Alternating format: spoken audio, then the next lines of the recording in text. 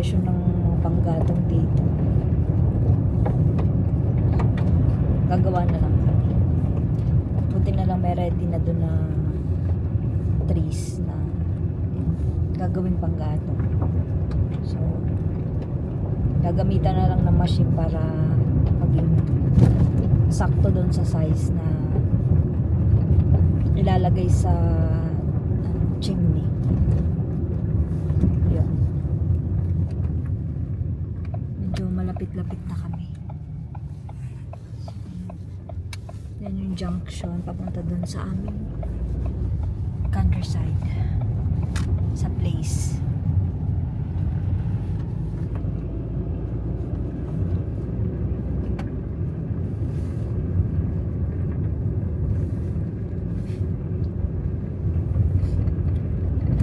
Akala ko dati nung wala pa ako dito sa Finland, pag sinabing Finland, puro building yung makikita.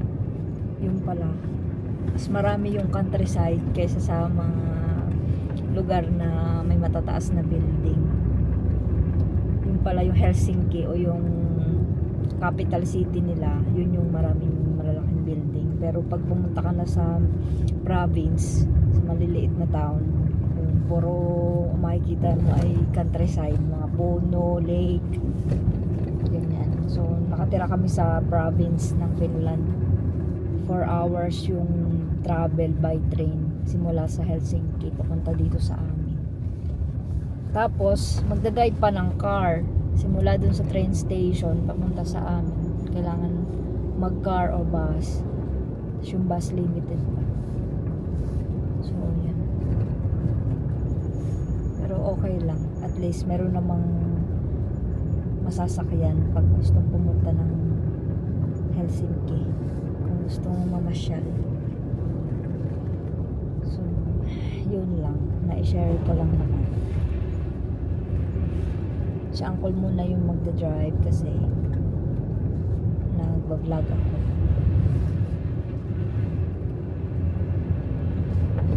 Ganda ng sky, kulay blue, sky blue pala.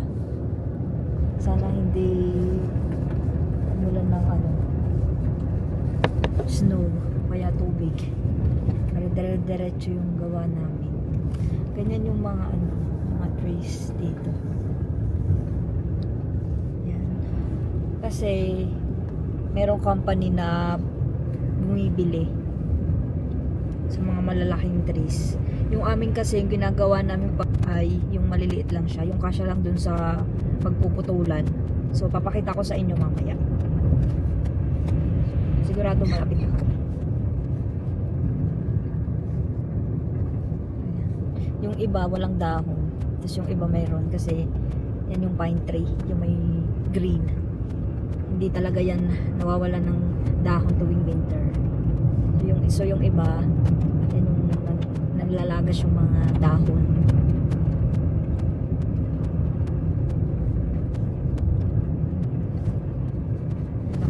Kulay sky blue yung langit. Sana magtuloy-tuloy na positive yung temperature para matunaw lahat ng snow. Maaga yung summer. Pero ang sabi sa forecast, baka daw mag-snow pa next month. Let's see. Sana hindi na. Para laging maganda yung panahon. Hindi nakaka-depress. Yun nga lang maputik dito sa countryside. Siyempre, countryside niya eh. Pero sanay naman tayo sa mga mapuputik. Kasi dun sa Pinas talaga, nung nandun pa ako, sobrang putik din dun sa amin eh. Pero ngayon naman, okay naman dun kasi ginawa na nila ng kalsada. May concrete na. May asphalt ng kaunti. So yan, malapit na po tayo sa aming place. 18 kilometers simula dun sa bahay namin hanggang dito. Medyo malayo-layo. May mga pasigsag-sigsag kasi. So yan, yan po yung aming old factory. Pero hindi na ginagamit. So yan, dito na po tayo sa aming paggawaan.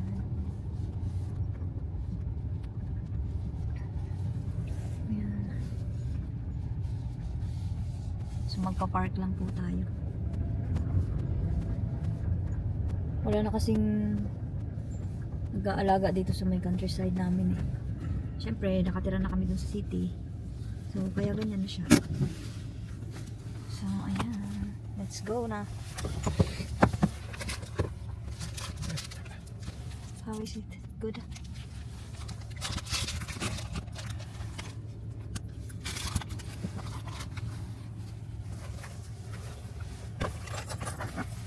We can actually park in the front because we go first in the inside.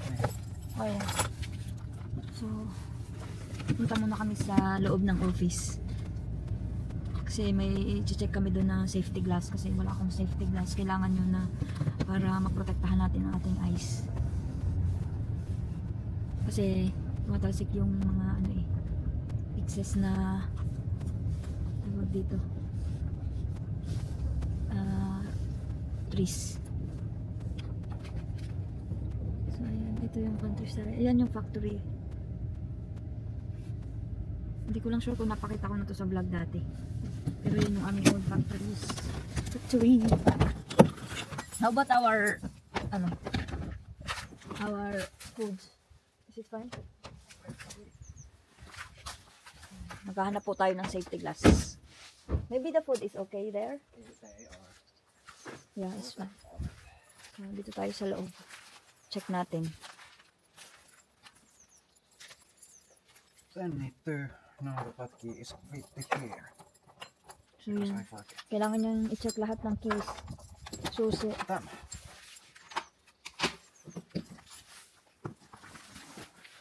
So, yan. Dito yung aming old office ng father niya. Pasensya na kayo. So, maghahanap kami ngayon ng safety glass.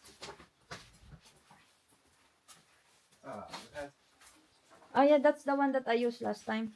Sitten voi katsoa lisää. How about for you? There's one more over there. But it's a bit dirty. So, nakahanap na po tayo ng safety glass. Sa papa niya to eh. So, hiramin lang muna natin kasi wala siya dito. Nasa work. So, hiramin natin. So, hiram din tayo ng, palanggot. Sombrero. Di ba? Check natin. Eksena dito. What did you find? Nakahanap na tayo.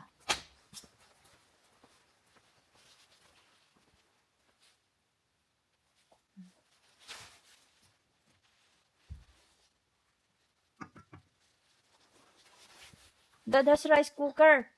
Rice cooker. Rice cooker. Yeah. Ayan o.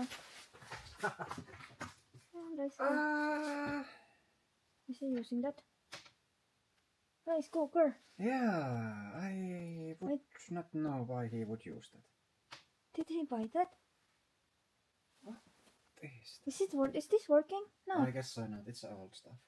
I don't know. There is something like water there. Hey, why it's like broken na? What are you finding? No, just look around what he has put down here. So, may rice cooker po. Let's go. He has many kind of cells. Yeah. And many lights. So many lights. Do you need the real this No, I have to that. protect your ears? I have like that. Okay, but if you need, you can pick here. Yeah. Let's see. So, dito kami mamaya kakain pag nagutom kami. Can I borrow that? Which Hot to. you take? What you think? This one. I think you need to tip off. Koska on kylmä. No, it's fine. Let's see. I have people in the car. So, okay. Missä sä jäät? I think it's there in the other side. But yeah, for the water heater we have many outlets there and Yeah. everything's working fine. Do we need to park there? No. Then I need to bring. Ew.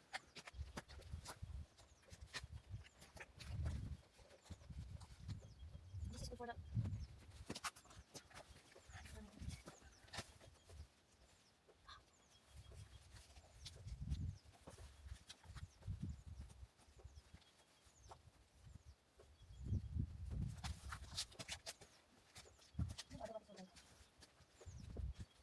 Let's go.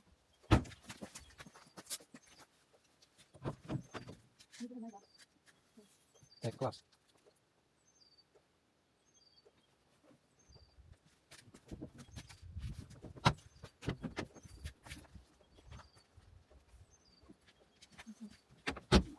So yun, dito namin pinarkuan sa sakyan.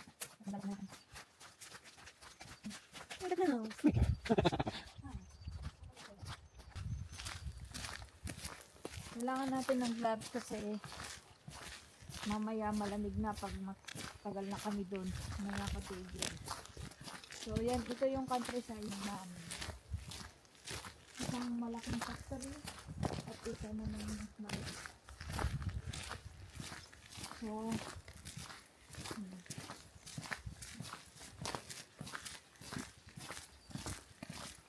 ang ganyan yung kanyang tractor. Diba? Tapos dyan naman yung imbakan ng mga trees. So, tingnan natin kung makakailang jumbo bags tayo ng trees ngayong araw. Ang oras ngayon ay mga alas 10 na ng umaga. So, meron na kaming nagawa dito. Ito yung nagawa namin kasi galing kami dito nung isang araw. Nag-try kami kasi gusto namin malaman kung paano buksan yung machine. So ito yung nagawa namin nung nakaraang araw. Ano lang kami, try lang kami. So yan. Papakita ko sa inyo yung machine bago kami mag-start. So first, dito muna tayo. So dito nilalagay yung jumbo bags. Yung ganon yung kulay black. Yung paglalagyan ng panggatong. So dito yan ilalagay. Ikakabit yan dito. Tapos ito naman yung conveyor. Diyan galing yung mga panggatong. Tapos babagsak dyan sa jumbo bags na ilalagay. Then ito. Diba? Automatic siya. Hindi mo na kailangan gumamit ng palakol. So yan. Yan yung trays. Ganito siya. Ganito yung good size. Nakakasya doon. Ganito yung size. Ganito. And then, kasi kung mapapansin nyo, ganito lang siya, oh. Hindi siya ganun kalaki. So, mga isang dangkal kalahati lang. So, tamang-tama yung ganitong size.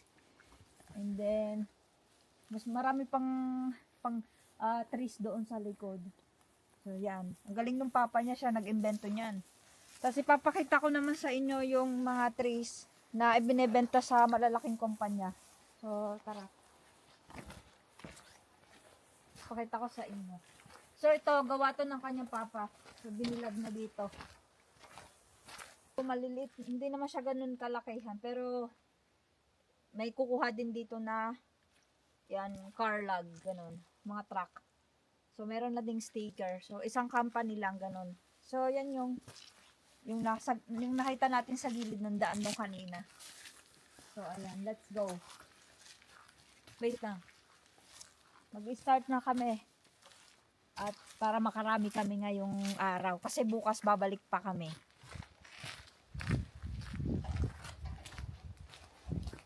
So, ito yung storage place para sa mga trees. So, nakalock siya.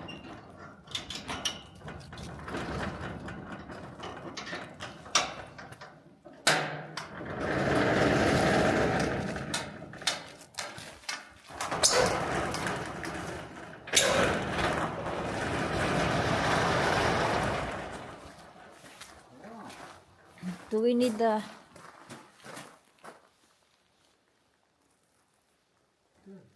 So yan, ganyan kadami. Huh. Why? No, I was asking from the dad before for that wall building Mm, this material, yeah. and he said that need to buy. We have plenty in here. Maybe we use this old Where one. you get last time? He say something that black one. Yeah, This one are not good. they are not so strong. Ah, okay. Ah, he has to put like this in Yeah, here. it's good. So ito yung gagamitin namin. Ah, ito pa rin.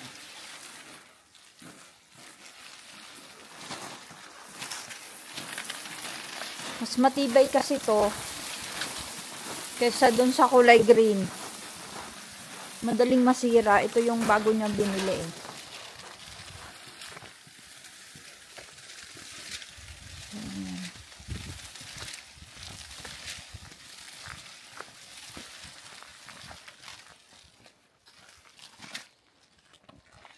Yo, see, your stuff is there. Ah, yeah. I need to take one back. Yeah, let's take. I was worried.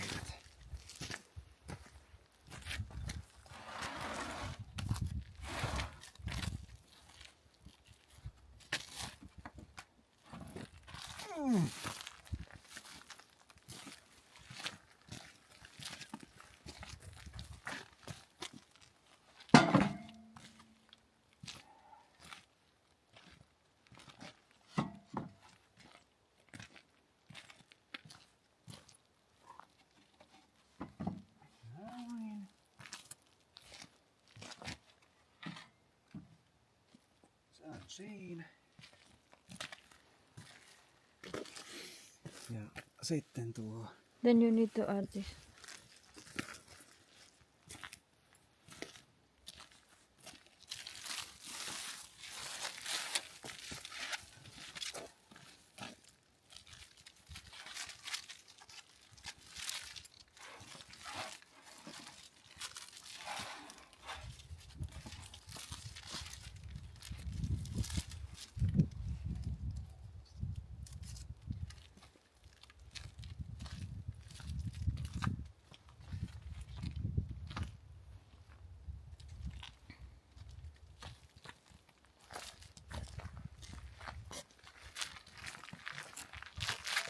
No niin. Helppo. Aika helppo. Siihen tulee sitten puita. Hmm.